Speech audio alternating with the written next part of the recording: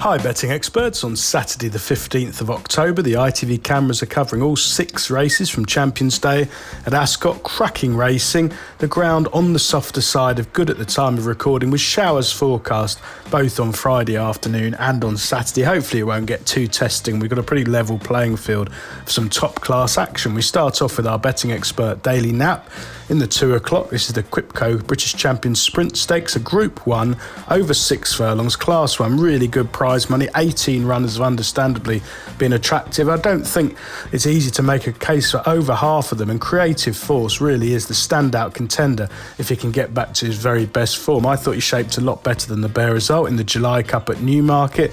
Last time out behind Alcohol Free, probably not particularly well positioned. He comes into this fresh. He's only had a few runs this summer. Champion jockey-elect William Buick's booked, very much like the fact that he posted his best effort of the season at the Royal Meeting here in June over this course and distance, when just touched off by Naval Crown, looking a little bit unlucky. He's got loads of soft ground back form in the book in big fields, so I think he's got optimum conditions here, round about 7-2, 4-1. I think it's a fair price.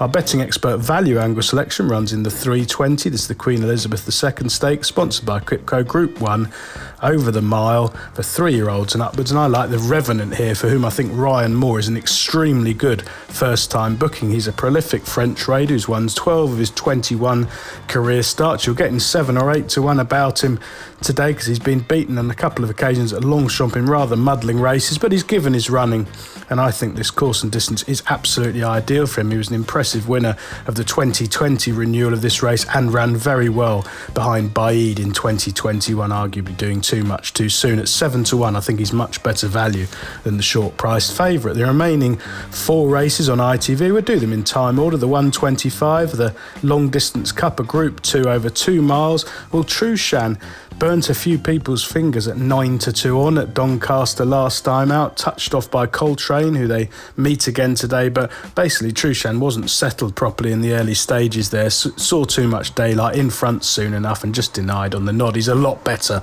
than that form line suggests. The rain probably going to come in time for him. He needs a bit of cut in the ground. I do think that is overstated. I think he's versatile, and I think he goes on all sorts of ground. He's sort of been wrapped up in cotton wool this summer, rather ridiculously, but Holly Doyle's up. She'll get some cover here at Ascot. This is his track. He is now a 6-year-old, but I don't think he's on the decline at all, and I think he'll murder these for pace in the closing stages. The 240, the British Champions Fillies and Mares Stakes, a Group 1 over mile 4. Well, 16 runners here. Well, Emily Upjohn has got the standout piece of form, which was when she finished second to Tuesday in the Epsom Oaks.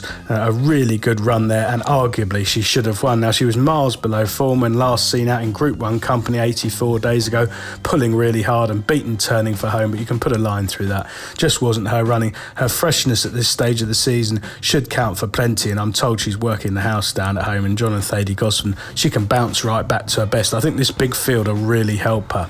The 4 o'clock, the race that everyone's come to see, the Kipco Champion Stakes, Group 1 for 3-year-olds and upwards over mile 2. Baid has won all 10 of his career starts. He's impossible to oppose. Unfortunately, he swerved the Arc de Triomphe. Perhaps it was the right thing to do, as it turned into such a slog in bad ground. He's a strong traveller with a devastating turn of foot. Crowley knows him to perfection.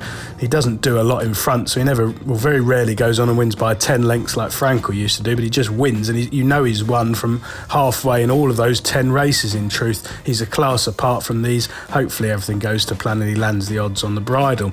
The last race, the most competitive in a way of the day, the Balmoral Handicap, over a mile for 3-year-olds and upwards. Well, Astro King has become disappointing and slipped down the weights in 3 runs so far this season, but he's very well treated on the best of his form over the last few years in these top heritage handicaps.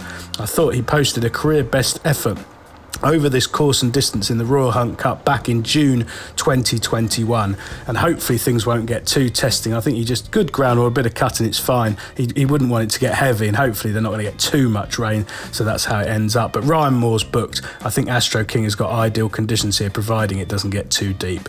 Best of luck on Saturday, betting experts.